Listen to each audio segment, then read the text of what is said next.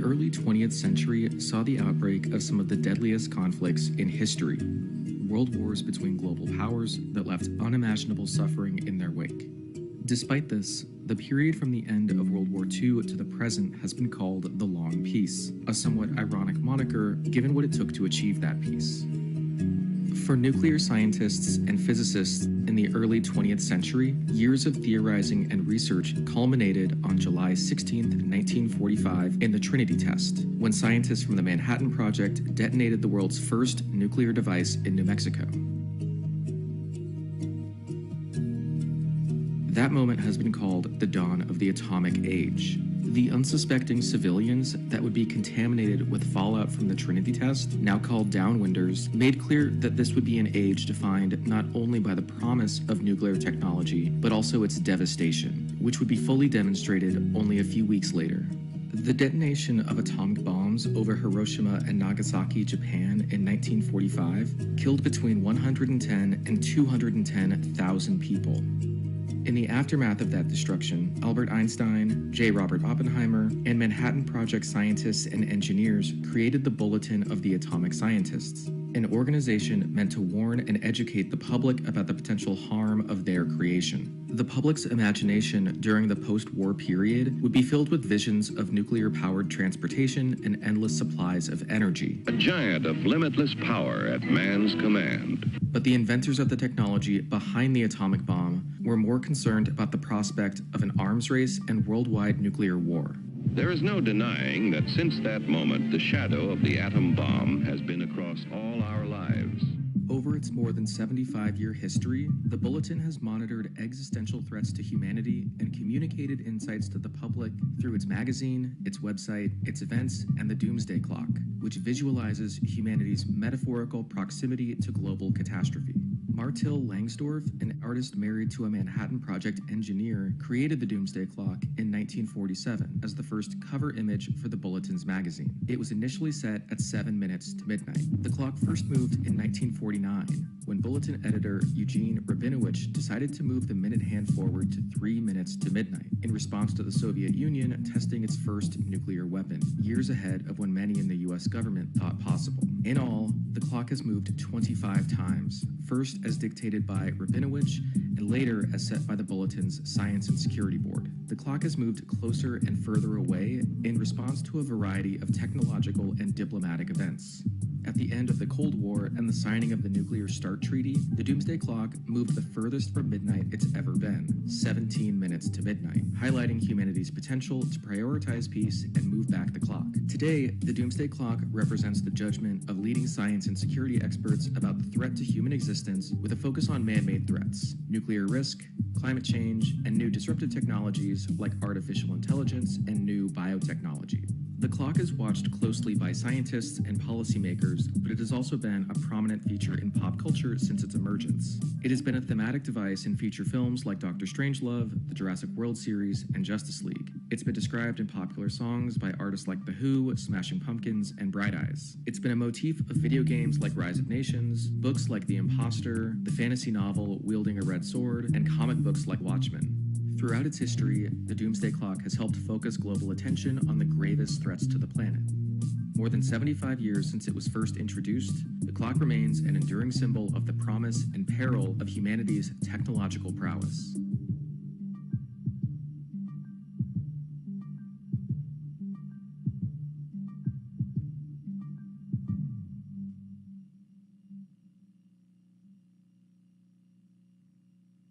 Last year, the Doomsday Clock was moved for the 25th time to 90 seconds to midnight, the closest it has ever been, citing the conflict in Ukraine not only as a potential point of nuclear escalation, but the war's effects in undermining global efforts to combat climate change, disinformation, and the alarm it raised about biological and chemical warfare.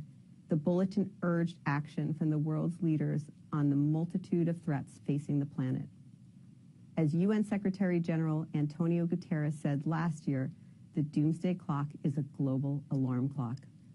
Have leaders acted with urgency? The Bulletin has been watching. Again, our Science and Security Board met and asked two important questions. Is humanity safer or at greater risk this year compared to last year?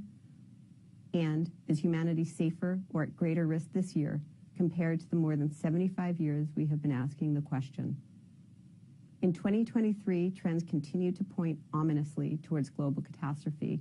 The war in Ukraine poses an ever-present risk of nuclear escalation, and the October 7 attack in Israel and war in Gaza provides further illustration of the horrors of modern war, even without nuclear escalation. The countries with nuclear weapons are engaged in modernization programs that threaten to create a new nuclear arms race. Earth experienced its hottest year on record, and massive floods, fires, and other climate-related disasters have taken root. And lack of action on climate change threatens billions of lives and livelihoods. Biological research aimed at preventing future pandemics has proven useful, but also presents the risk of causing one. And recent advances in artificial intelligence raise a variety of questions about how to control a technology that could improve or threaten civilization in countless ways. Last year, we expressed amplified concern by moving the clock to 90 seconds to midnight, the closest to global catastrophe it has ever been. The risks of last year continue with unabated ferocity and continue to shape this year. Today, we once again set the doomsday clock to express a continuing and unprecedented level of risk. It is 90 seconds to midnight.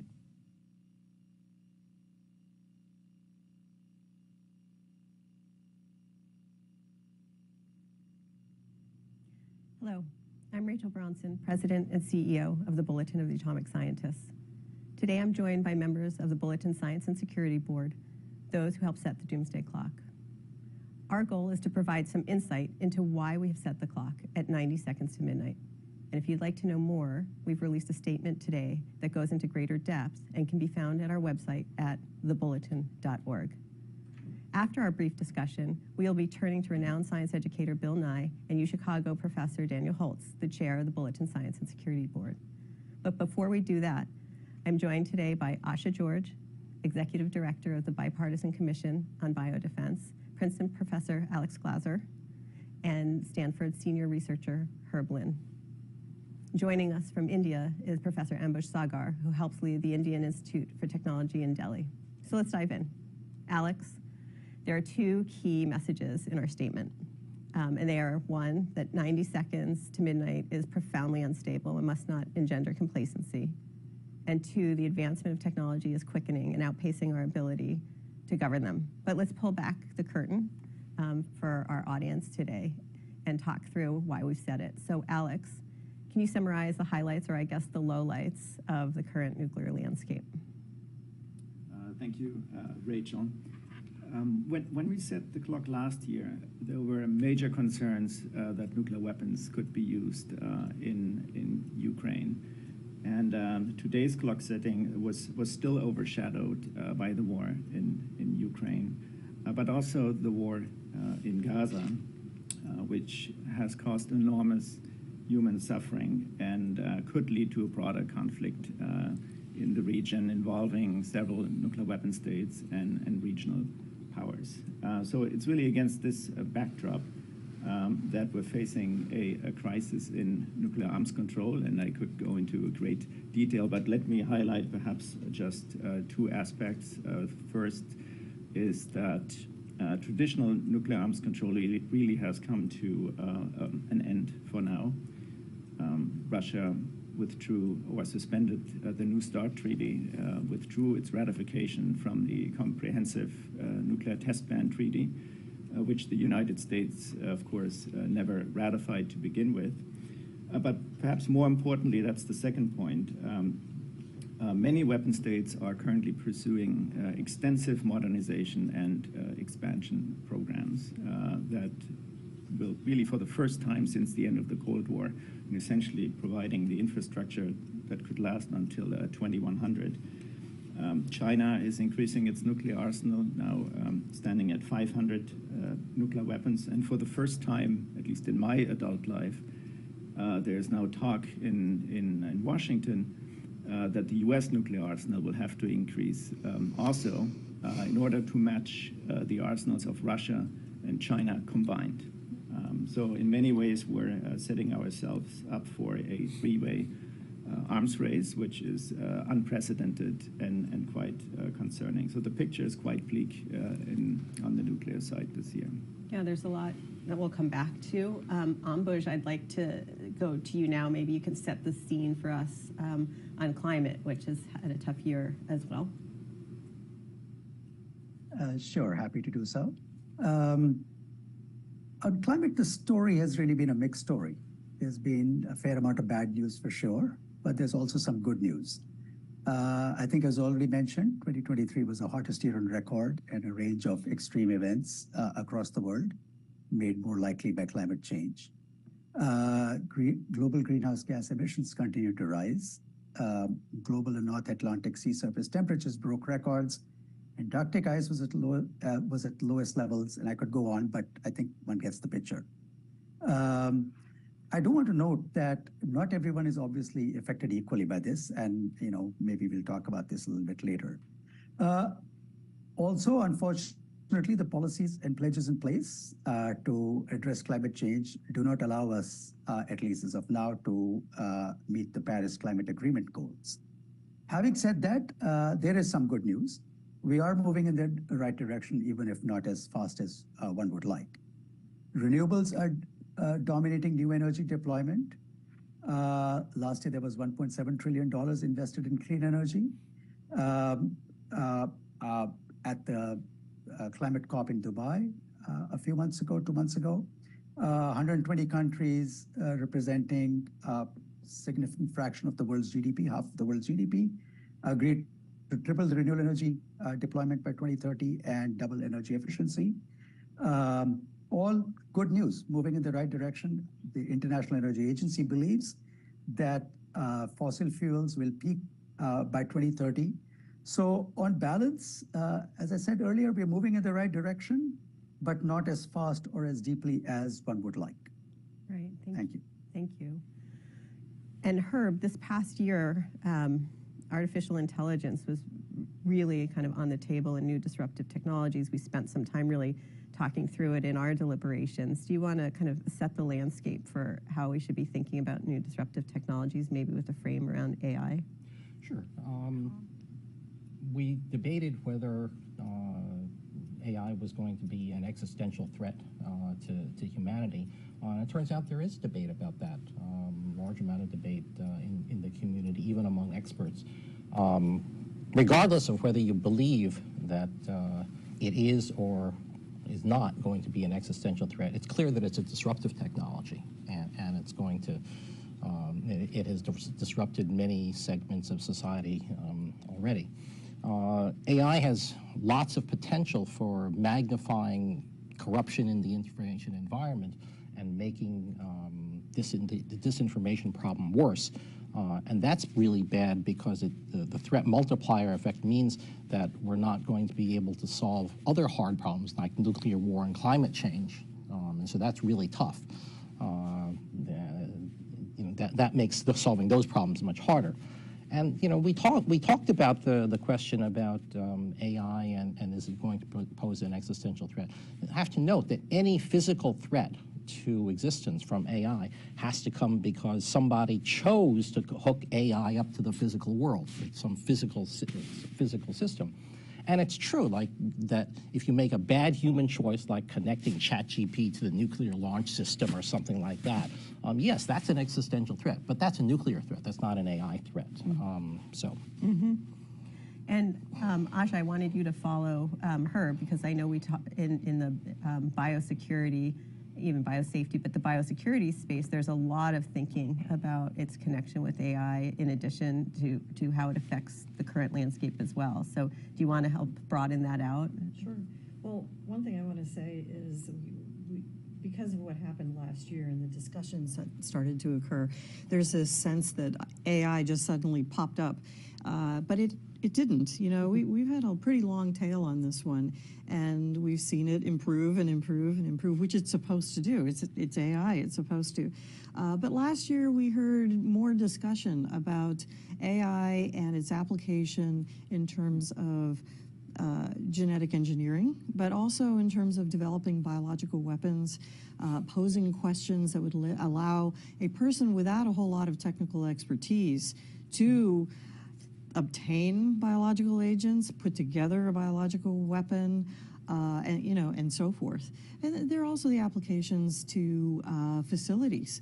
As Herb said, you can hook GPT up to something and make those two systems work together. Now suddenly you can access a facility or figure out how a facility works too, and that has pretty big implications for laboratory biosafety and biosecurity.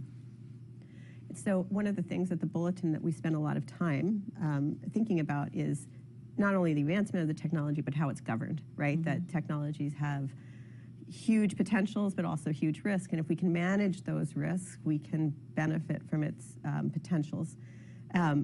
There's actually been some pretty interesting governance efforts. Herb, I'm going to come back to you, particularly that's worth noting. Again, probably not fast enough, but in the AI space that would have been surprising to us a year ago.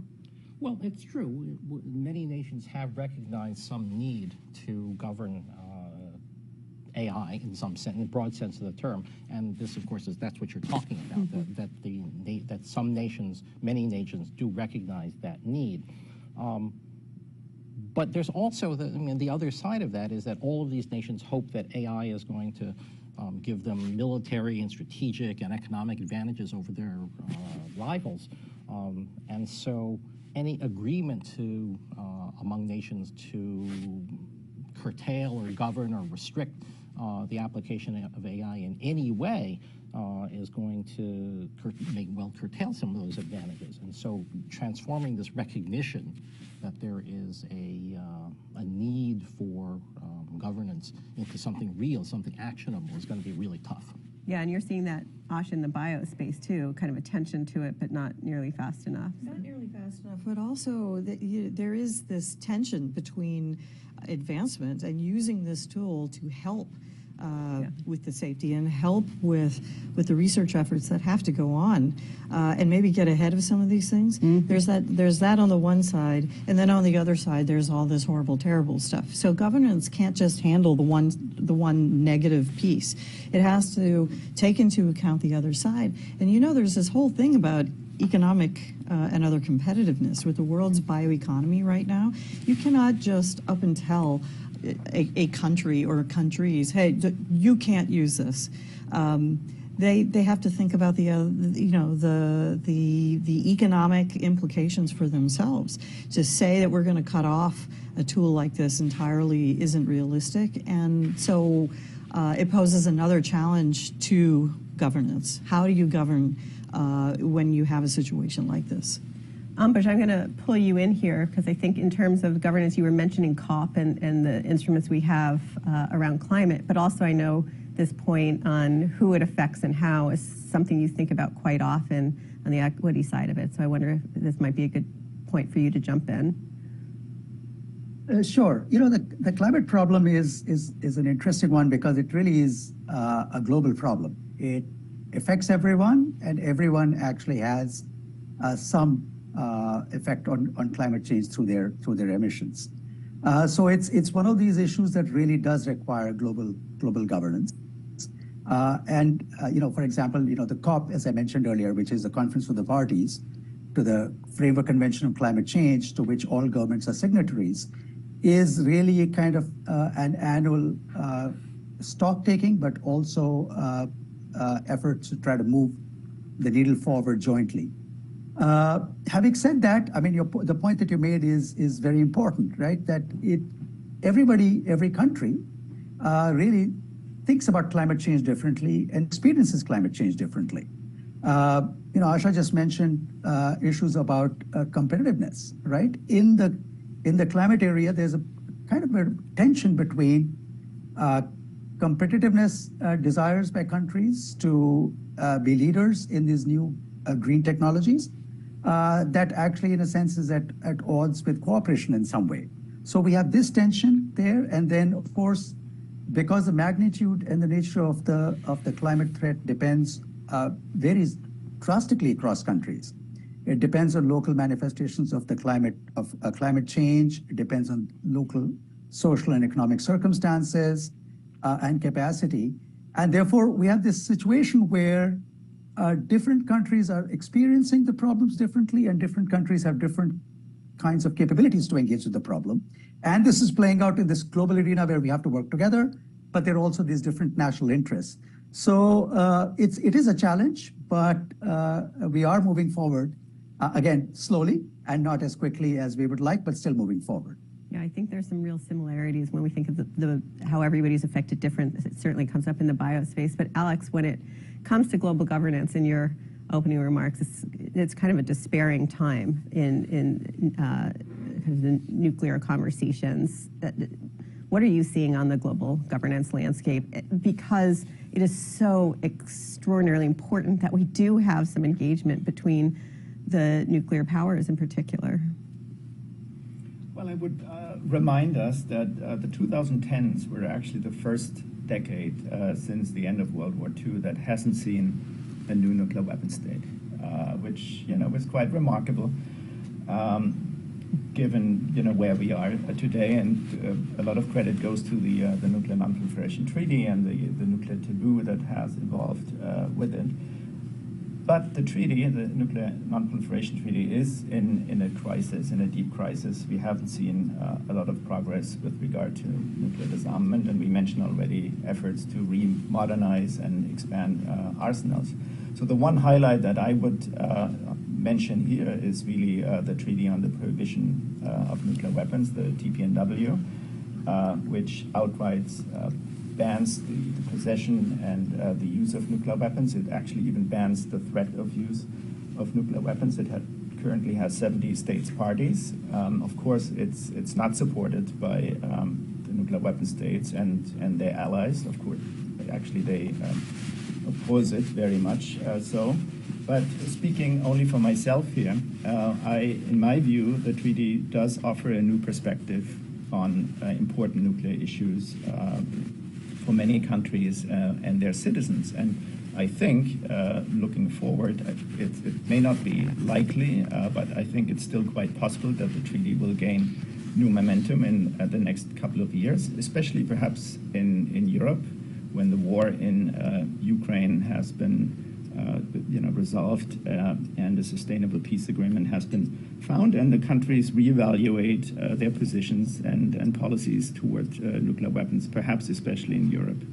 So a question at the Bulletin we always get is, well, what can individuals do? What can people do? How to get engaged? And it's very difficult because these are huge global issues. And just a couple years ago when we had Hank Green on, he said, no one individual can solve all these problems, but we can't solve any of them without individuals. So maybe very quickly in our last few minutes before we move over to Daniel Holtz and Bill Nye, Alex, I'm going to come to you. Why don't you start us on, is the TPNW a place that people can get engaged, or is there other ways that people can try to keep pressure on their leaders to create a safer future for us?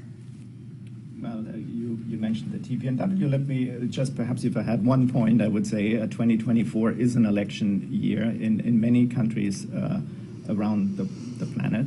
Voting matters, and of course there are presidential elections in this country, and all U.S. elections raise the issue of the immense power vested in U.S. presidents, who have the sole authority to order the use of these weapons, and they can do so within minutes.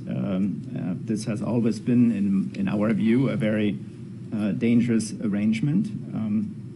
And now I firmly believe that the risks of blundering into a nuclear war, given that we can launch them so quickly, are much, much higher than the risks of a surprise nuclear attack, a bolt out of the blue. So I firmly believe, and many on the board do so as well, that we need changes in these postures, launch on warning, first use, etc. And we hope that these conversations could at least be part of the conversations that we're going to have around the U.S. elections, later this year. And then Herb, thank you, Alex. Herb, to you, with so much of this in the private sector, presumably on a lot of this tech, there are there's other avenues for individuals to help make a difference? Well, I think that the fact that the private sector holds so much influence and power over the deployment of these technologies, AI, for example, space technologies, for example, they have a huge amount of influence. And I think that the first thing people ought to do is to understand that these private sector actors don't necessarily act in the national or international interest. They act to serve their own goals, the goals of profit, the goals of their CEO or what have you. And I would urge people to think about how one can govern private sector actors, especially in democracies, which is not an easy task. Asha, I think that you struggle with that as well, or think about that, but what about in the biospace in terms of if individuals are watching, how can they pay attention to this, how can they get engaged? Well, look, I think everybody, individuals all the way up to the highest levels of government and our international organizations, I think we need to pay much more attention to what's going on with bio. We should not, any of us, be in a position where we're waking up one day and we're suddenly surprised that some disease started in some country and has made it to our borders. We all know that disease doesn't know any borders anyway. We can maintain some awareness, we can maintain some preparedness, we can do some things about our own health, we can care about what's going on in other countries. But I also think we should be maintaining some awareness of what's going on with weapons threats, what's going on with the laboratory down the street. These are all things that we can know about, and we can be speaking to our elected and other appointed officials. And Alex talked about the presidency, and the presidency is huge and humongous. But our country and many countries also have something called Congress. And while kind of depends on the country, how we elect a Congress or how we elect the president might or might not depend on an individual's vote. Individual votes do count for who gets into Congress. We should be paying attention to what their platforms are and what their approach is. I think we've gone way too long sort of ignoring bio and putting it off to the side under nuclear, under climate change, under other disruptive technologies. We can do this. We're educated people all throughout the world. Let's pay attention. Ambush, I'm going to give you the last word before we move on, but why don't you talk a bit about how individuals can engage on climate? There seems to be a little bit more space maybe there, and especially sitting in India, what are you seeing? Well, I think on the climate area, I think my views will very much echo what's already been said, right? That individuals certainly can play a very important role. The climate area is interesting. Some of the earlier questions or issues in the climate area were around whether climate change was indeed happening and whether human activity was responsible for it. That was an issue that was settled in the scientific domain. And in many cases, in the social and political domains, although as we know, not fully. There still is efforts and actually concerted efforts to have disinformation around climate change, to even question issues that have been settled scientifically. So I think that's the first area where individuals can play a role, is to make sure that there is increasing societal consensus around the science of climate change.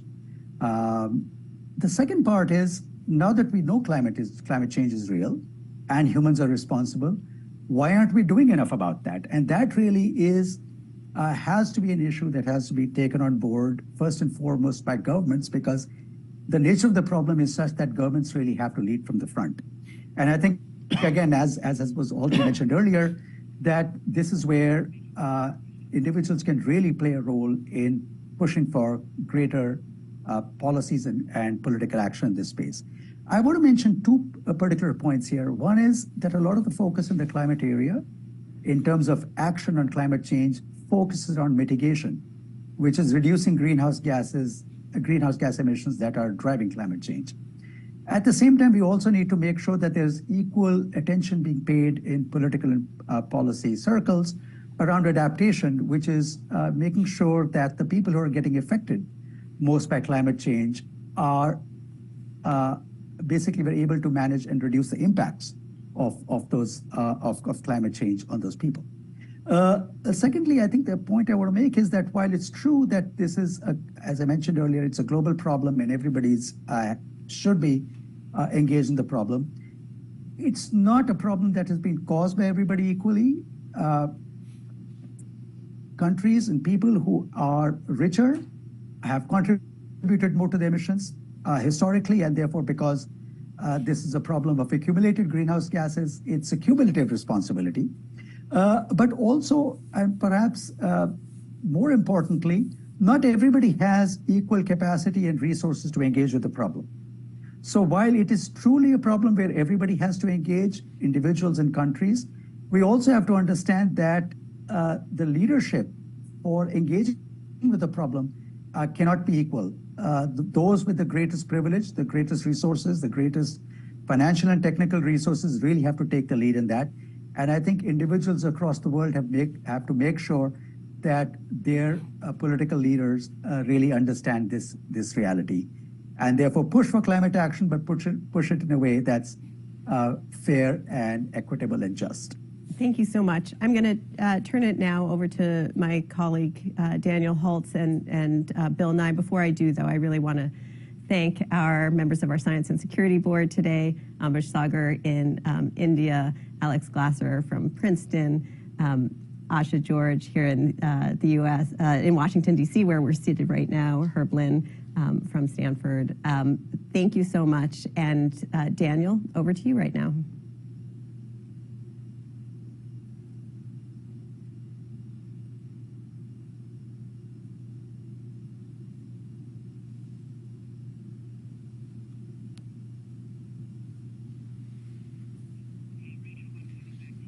You're coming back to me.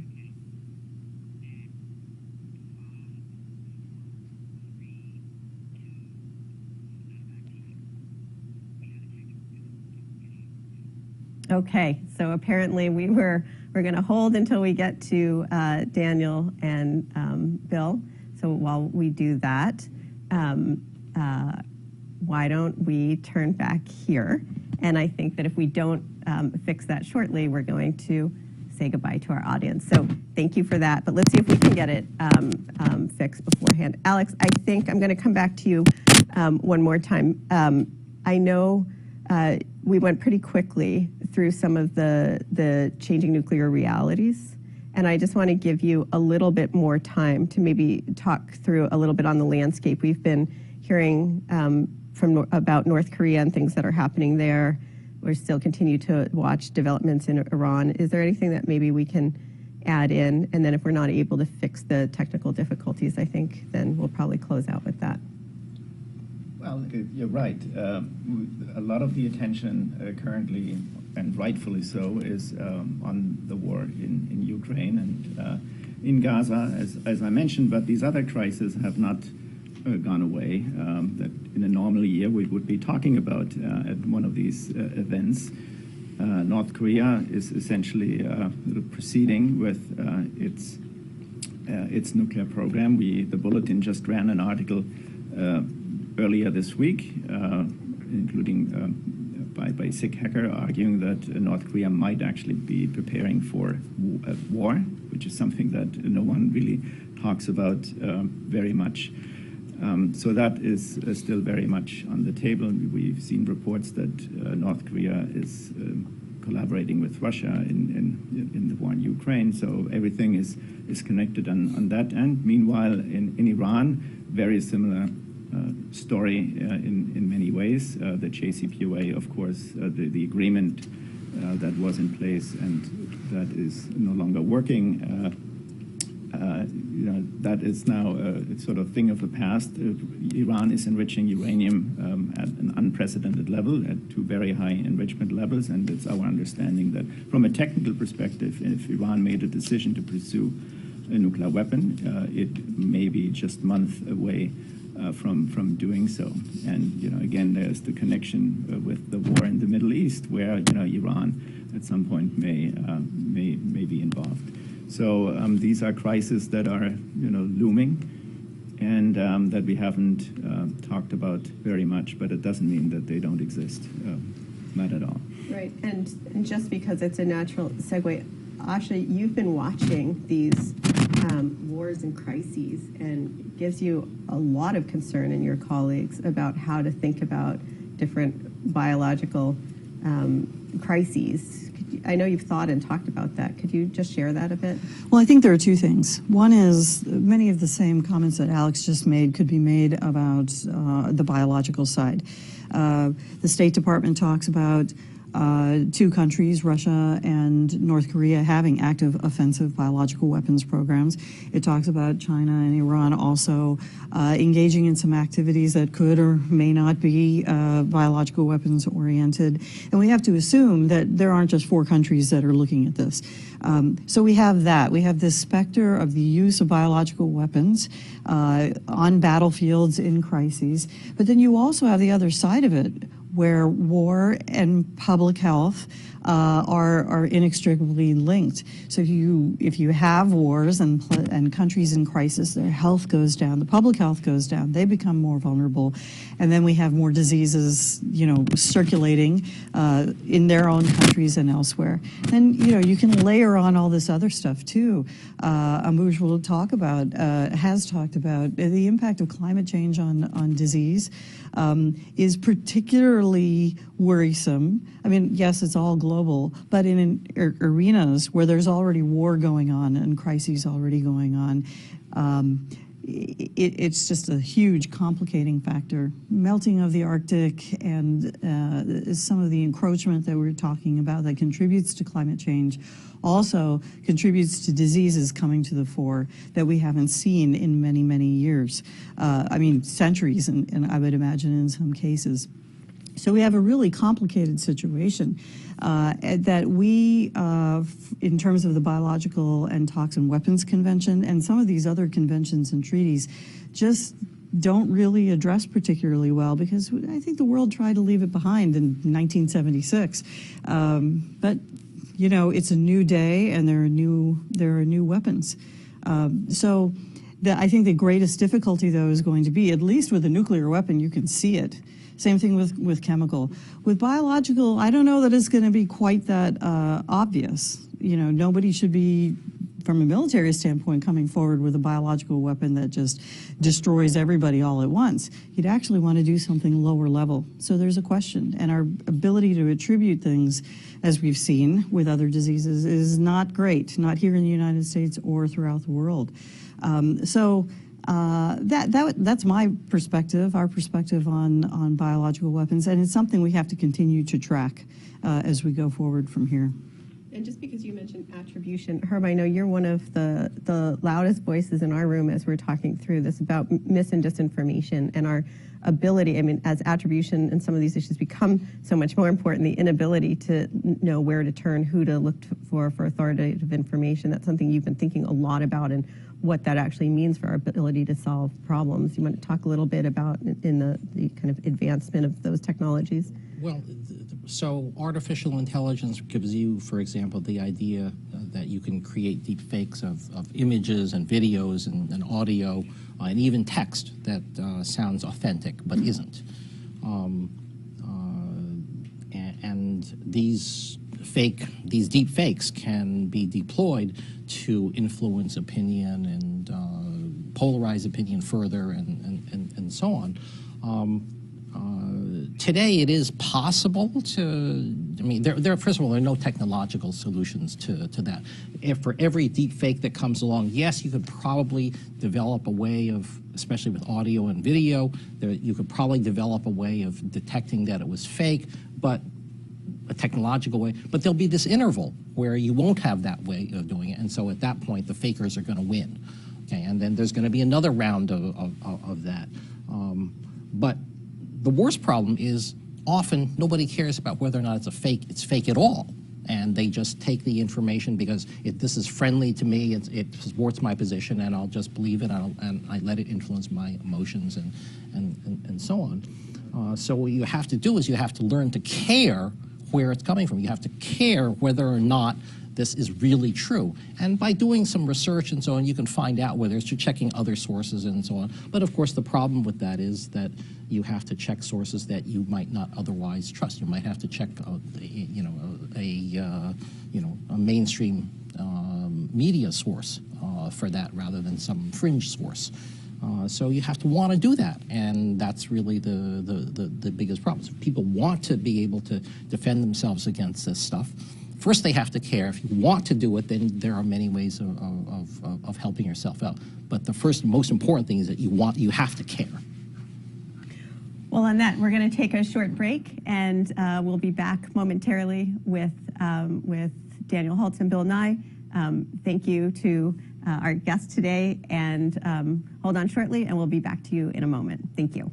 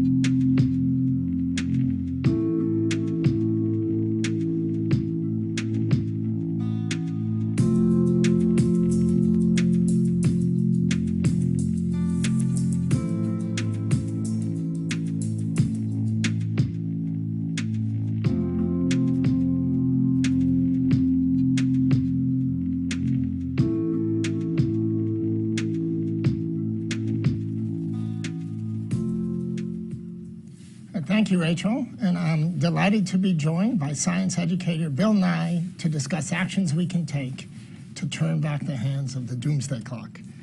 So, Bill, you've pointed out that many apocalypse films start with characters ignoring the warnings of scientists. Yes, yes. And we've just heard scientists and experts raising alarm bells. So my question to you is real life following the plot of a disaster movie? I guess so. Yeah, I mean, I remember very well Colossus, the Forbin Project. This is an older reference from the disco era. But the premise was that the Soviet computers, the computer that controlled Soviet weapons was connected to the United States' computer that controlled nuclear weapons. And wouldn't it be great if the two computers could agree on not blowing stuff up? And so things went wrong. Things went very wrong. And what everybody's afraid of, if I understand it, you are a physicist full-time. I'm an engineer. I still have a license, man, but I don't work in it full-time. But when you write a computer program in the good old days, by that I mean 3 years ago, what you'd put in, you had a pretty good idea of what was going to come out. But the trouble with artificial intelligence is we don't know what's going to come out. So what if these fire control systems, as they're called, interact in a way that's unpredictable and... Yeah. Sometimes the surprises are good, but sometimes not so good. Surprises are good.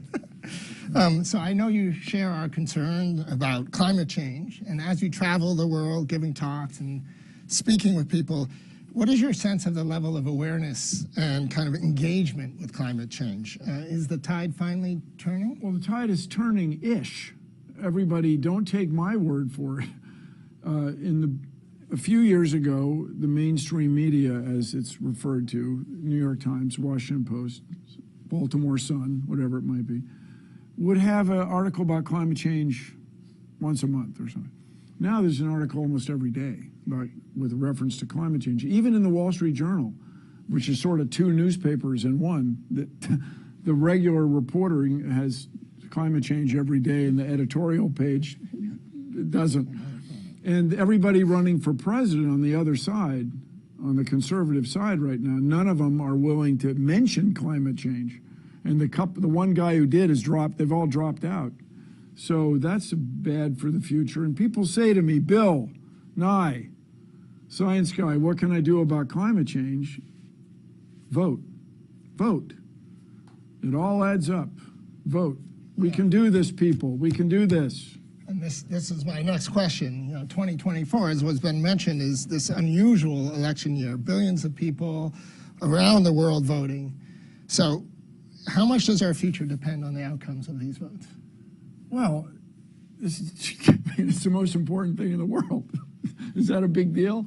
So I thought you were being ironic or something. So I used to say, I'm of a certain age, I used to say that the election of 2000 was the most important election of our lifetime, because no matter what else happened, if Al Gore, and people love to hate Al Gore, knock yourselves out, but if he had become president, we would have done something about climate change. But as it was, we didn't do anything about it. In fact, things just got worse and worse. Snowball, pun intended, effect got doubled down on drill, baby, drill and all that. But with that in mind, let's keep that in mind and vote. If nothing else, take the environment into account when you vote. You can hate me, you can hate all of us people of my ancestry and upbringing. You can hate me, fine, knock yourselves out. But the world's climate is changing because of human activity, and the U.S. has to lead. Now look, I'm from the United States. American English is my first language. Okay, I got all that. My perspective is skewed or influenced or whatever. But the United States is the world's most influential culture. No matter what else you say about it, it is the world leader in culture. And so we want to export our values as well as whatever else we might sell. And along that line, we want to be the world leaders in renewable energy and fairness. What everybody's running around nowadays, all bent out of shape about diversity, equity, inclusion issues. That's all about being fair. We want it to be fair, inclusive, and we want to change the world. Back to you, Daniel. And all of this impacts all of us, including those of us in the U.S., so we need to be engaged. And so kind of along those lines, we've heard, about all these threats to civilization, nuclear and bio, climate change. The biological threat is a real deal, man. Yeah, pandemics. I mean, there are lots of things to worry about. So my question is, how do we raise the alarm? How do we convey this kind of sense of urgency without making people despondent? And part of that is, how do you keep up your sense of optimism? Doomism, so-called, right? Yeah. Where it's all so bad, there's nothing we can do, and so on. Yeah. You guys, you've got to be optimistic, or you're not going to get anything done. Here in the U.S., it's a big deal this time of year with these football teams going at it, U.S. football. Nobody who plays on either team thinks they're going to lose. Like, that's not how this works, man. By the time you get to that level, you believe that you can beat the other team, not easily. You have tremendous respect for the other team. You're concerned about the other team, but you know in your heart that you're going to be able to prevail. You guys, we can do this. Come on, we can solve these problems. We can address these problems. And I strongly believe, as I mentioned a moment ago, it starts with voting. And if you're too young to vote out there, make sure that your grown-ups in your world vote. and just please take the environment into account. The environment includes climate change, human-induced, all this carbon dioxide and methane into the atmosphere, biological threats, and this accidental incorporation of all these crazy weapons, which just happened with people disagreeing for a few decades. Yeah, so vote, talk to your friends, talk to your family. The other thing we could do, Daniel, he started it, don't come running to me. The other thing we could do about climate change and biological threats and so on is talk about it. If we were talking about it the way we talk about all these other important issues, crime, football games, we would be doing something about it. And so when I look at the Atomic Scientists clock, that is a conversation piece, literally, right? This thing, this minute hand is set up to get people talking about these big issues. Right. Yeah. So thank you. And the idea, 90 seconds to midnight, the idea is it's a conversation starter. Like this is meant to prod people to. So it used to be 10 minutes or something, right? With 17 minutes. 17 minutes at the end of the Cold War. The end of the Cold War. The Cold War is still going on. Yeah. Everybody, okay, you hate me. You hate people of my background and ancestry. I got all that. You hate progressives. I got all that. But the thing in Ukraine is just the extended dance mix of World War II. I mean, it's still going on. Yeah. It's not something you can fool with, people. Now with nuclear weapons. Yes, now with nuclear weapons. And you know, not only Russia, but China, we're headed into a three-way arms race. It's really... It's a solvable problem. Nobody wants to shoot these things. Yeah. The idea was just to have them, so that nobody would shoot them. But now with artificial intelligence, as I understand it, you could be shooting by accident. Who knows? Yeah. Who knows? All right, back to you. Yeah. So, you know, along these lines, so let's get back to climate. In some ways, the solution to climate is very straightforward. We just need to stop burning fossil fuels. Whoa, what? That's it. That's, you should have said something. I know. What are you going to do? Okay, Start there's some innovating details. with solar panels, wind, and distribution, maybe transmission that might help. So, and, you know, I understand everybody has this idea, well, swords into plowshares. We'll take nuclear material and make it into nuclear power plants. Nominally an okay idea, but our problems are political. Nobody wants, you know, NIMBY, not in my backyard. Yeah. Well, there's also banana. Are you down with banana? I don't know that one. Build absolutely nothing anywhere near anything. And so I understand this sounds like a panacea. We just take this material, repurpose it. But it takes 15, 20 years to get a license for these things. We don't, it's just much harder. The political problems are, in a sense, more difficult than the technical ones. And the security problems are the big problems. That's how we got there. So better transmission lines, wind, solar, and not shut down the nuclear power plants that are working now.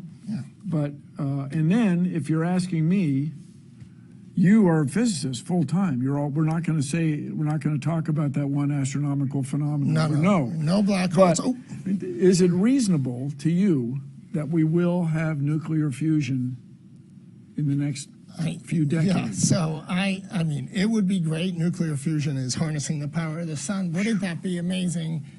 It's very technically challenging. But so many people are working on it. They're closer than ever, right? We're closer than ever, but we're still decades away, even in the most optimistic scenarios. So it's not going to save us.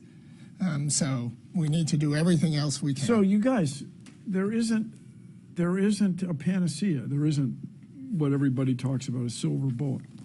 But the longest journey begins with but a single step. Yes. Let us reduce fossil fuels as fast as we can. Let us advance our transportation system so they're not quite so inefficient. And the big thing I keep talking about is transmission lines. If we had a way to move electricity around less inefficiently, we could really get something. We need to do everything we can, all at once. Except for burn fossil fuels. That's the one thing we need to stop, and we can't stop. I think that's speaking of stopping, that's probably a good place to end. I want to thank science educator Bill Nye. To learn more about the Doomsday Clock and why it's at 90 seconds to midnight, and to follow these important issues all year long, please check out our website, thebulletin.org. Thank you for joining us. We are adjourned.